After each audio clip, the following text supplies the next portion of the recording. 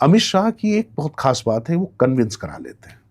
ये मैं आपको बता रहा हूँ, निगोशिएशन जो है ना, वैसे भी कहा जाता है कि निगोशिएशन में गुजरातियों का कोई जवाब नहीं होता है और वो कई बार वो कह भी चुके हैं लोग।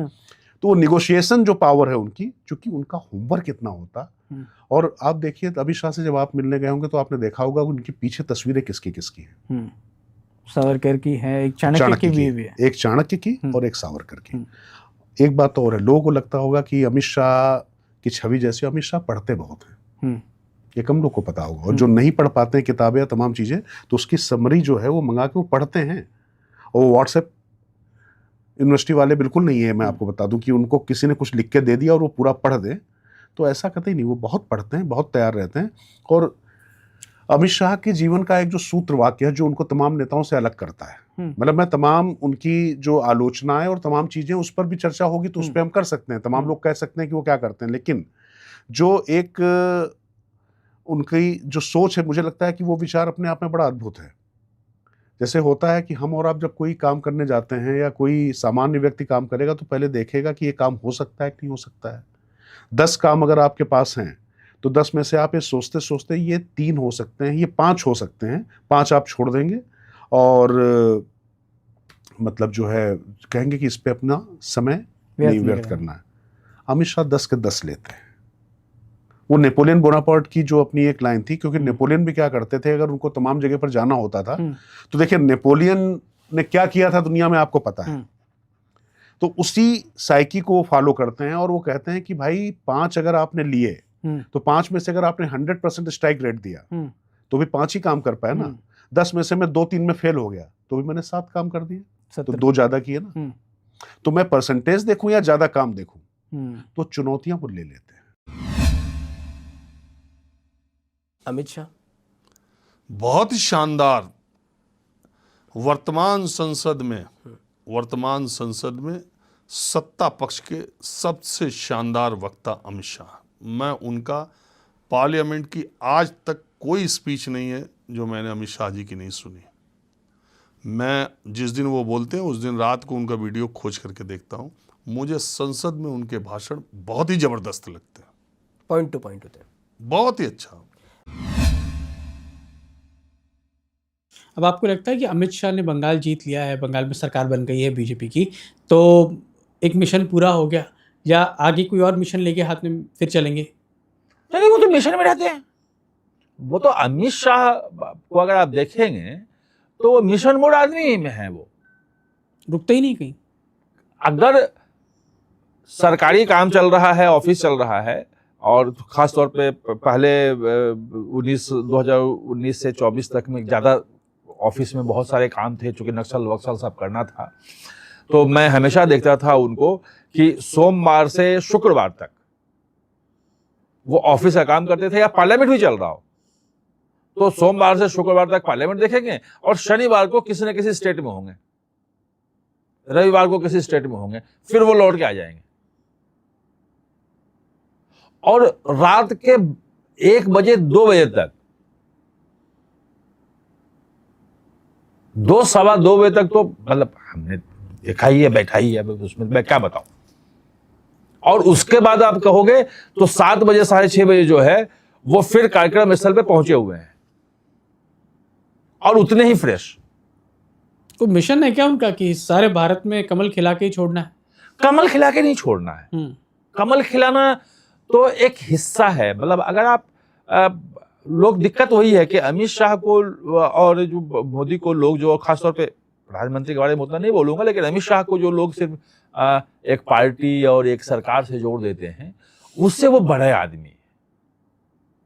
उनका मिशन ये है कि जब तक मैं हूं तो भारत की जितनी बड़ी समस्याएं हैं उससे निजात दिला दूं। जैसे मैंने आपको बताया कि अगर जम्मू कश्मीर में आतंकवाद खत्म हो गया, नक्सलवाद खत्म हो गया, पूर्वोत्तर में शांति आएगी, तो अमित शाह ने अगला मिशन शुरू कर दिया कि हमें अब घुसपैठ की समस्या से भारत को मुक्त करवाना है। और उसके लिए बिहार जीता, बिहार जीतने के बाद सीमांचल में जाके बैठक की, अब पश्चिम बंगाल जीता। पश्चिम बंगाल में आप देखेंगे कि 1-1.5 साल के अंदर अंदर मतलब मिशन मोड पे जो 400 किलोमीटर की जो सीमाएं जो वो जिसमें बाड़बंदी नहीं हुई है वहां पे बाड़ लग जाएंगे। जो इस बार फेंसिंग हो रही है, स्मार्ट फेंसिंग हो रही है, उसको कैसे सील करना है, वो तमाम काम शुरू हो जाएगा। तो ये एक बड़ी चीज जो है, जो अमित शाह जो है वो एक मिशन लिए हुए हैं। बीजेपी के चाणक्य अमित शाह, उनकी क्या भूमिका आपको लगती, क्या रहेगी सर? ये 27 के लिए उन्होंने क्या प्लान किया होगा, क्या रणनीति तैयार की होगी? मेरे ख्याल से उनकी रणनीति अभी से तैयार होगी, वो बहुत अच्छी तरह जानते होंगे।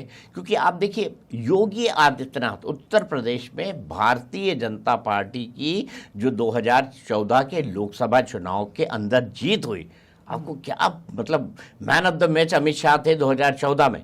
अगर भारतीय जनता पार्टी और गठबंधन को 70 से ज्यादा सीटें नहीं आती तो शायद प्रधानमंत्री नरेंद्र मोदी को दिल्ली के अंदर 282 भी नहीं मिलते, है ना? मानते हैं ना आप? तो 2014 में ये जो पूरा का पूरा चमत्कार हुआ था, उसके पीछे जो सामाजिक समीकरणों को साधा और जो हिंदुत्व की राजनीति थी, उसका जो उभार प्रस्तुत किया प्रधानमंत्री नरेंद्र मोदी ने, एक तो उसके चलते, और उसी को रिप्लिकेट किया भारतीय जनता पार्टी ने 2017 में।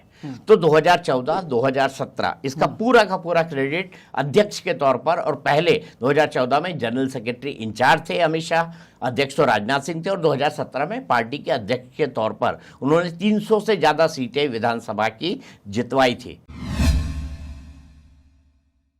भारतीय जनता पार्टी में दो ही चेहरे हैं, जो संगठन, सरकार, राजनीति और सियासत, ये दोनों पे विमर्श करके फैसला करते हैं। वो है मोदी जी और अमित शाह जी। तो मोदी जी जो फैसला लेते हैं, अमित शाह जी कभी उस फैसले के खिलाफ नहीं जाते, और अमित शाह जी जो फैसला लेते हैं, मोदी जी कभी उस फैसले के खिलाफ नहीं जाते। और दोनों का फैसला एक जो कहना चाहिए कि बड़ी बारीक होता है कि उससे भारतीय जनता पार्टी को नुकसान वैचारिक तौर पे नहीं होना चाहिए। ये दोनों लोग जब फैसला लेते हैं तो उनके केंद्र में ये बात होती है कि वैचारिक अधिष्ठान को नुकसान नहीं होना चाहिए, फैसला वो हो। इसीलिए दोनों एक दूसरे के फैसले पे कभी ऐतराज़ नहीं करते, और भारतीय जनता पार्टी इसीलिए तेज़ी से आगे बढ़ रही है, क्योंकि अब राजनीति संख्या बल पे नहीं, प्रबंधन पे होती है, और प्रबंधन में अमित शाह जी का जवाब देने वाला आज की डेट में कोई भारतीय राजनीति में है नहीं। अमित शाह के साथ यह है कि उनको मालूम है कि जिसको कहेंगे वो काम करेगा, क्योंकि उनको मालूम है कि अमित शाह ही फैसला ले रहे हैं। और डरते भी हैं लोग अमित शाह से? निश्चित तौर पर डर तो है। अमित शाह की अगर मैं बात करूं तो कहते हैं भय बिन प्रीत न होए प्रीत, जो कहा जाता है ना, तो मतलब रामचरितमानस की चौपाई है, तो भय के बिना प्रेम नहीं होता है। इसका सबसे बड़ा उदाहरण जो है अमित शाह है राजनीति में। वो चाहे पार्टी के अंदर भी, और मैं फिर कह रहा हूँ पार्टी के अंदर भी सबको मालूम है कि अमित शाह जो है वो मतलब फैसले लेते हैं, वही सब कुछ करते हैं। तो इसलिए जो है उनके प्रति भय भी है और प्रेम भी है। प्रधानमंत्री नहीं है, पार्टी के राष्ट्रीय अध्यक्ष नहीं है, लेकिन इन दोनों से भी कहीं कम नहीं है आपको लगता है अमित शाह? क्योंकि जिस तरह से उनका ऑरा है, या जिस तरह से वो जिस स्टाइल में इलेक्शन हो, चाहे पार्टी हो, चाहे सरकार हो, वो चला रहे हैं, आपको लगता है कि एक अलग ही वो अपने आप में एक पावर सेंटर है? अब लोग पावर सेंटर कहते हैं, और एक सामान्य भाषा है कि वो पावर सेंटर के रूप में ही लोग बोल देते हैं। हम आप भी जवाब करेंगे तो कहेंगे भाई जो अमित शाह चाहते हैं वही होता है। लेकिन अगर अमित शाह के पास वहां बैठ के अगर आप देखें, या पूरे पार्टी में अमित शाह को देखें, तो डिलीवरी बॉय वही है, माल कौन पहुंचाएगा, रिजल्ट कौन लाके देगा? अगर पश्चिम बंगाल जीतना है तो कौन लाके देगा? अगर दिल्ली जीतना है तो कौन जिताएगा? अगर मान लो कि पंजाब का करना है इलेक्शन अगले साल, उत्तर प्रदेश सारा कौन लाके जिताएगा? आप मानते हैं कि मतलब इस सारी जीत के पीछे सिर्फ अमित शाह? नहीं, अमित शाह ही हैं। देखो अमित शाह जो है एक स्ट्रेटेजी बनाते हैं लॉन्ग टर्म, उस पे काम करते हैं।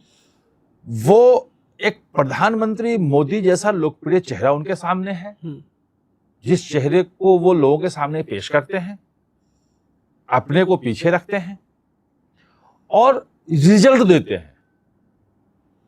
अमित शाह की लोकप्रियता या पार्टी में उनकी अहमियत वो उनके रिजल्ट देने के कारण है। जो सरकार में वो रिजल्ट दे रहे हैं गृह मंत्री के रूप में, 370 से लेके नक्सल और पूर्वोत्तर के राज्यों को सब शांति लाके दे रहे हैं, वही रिजल्ट पार्टी में एक के बाद एक स्टेट, सबसे मुश्किल स्टेट लेते हैं अमित शाह, सबसे जो टफ स्टेट होता है वो चुनते हैं। वो पश्चिम बंगाल टफ स्टेट है, मध्य प्रदेश हार सकते हैं, दिल्ली जीत ही नहीं सकते, उत्तर प्रदेश फंसा हुआ है।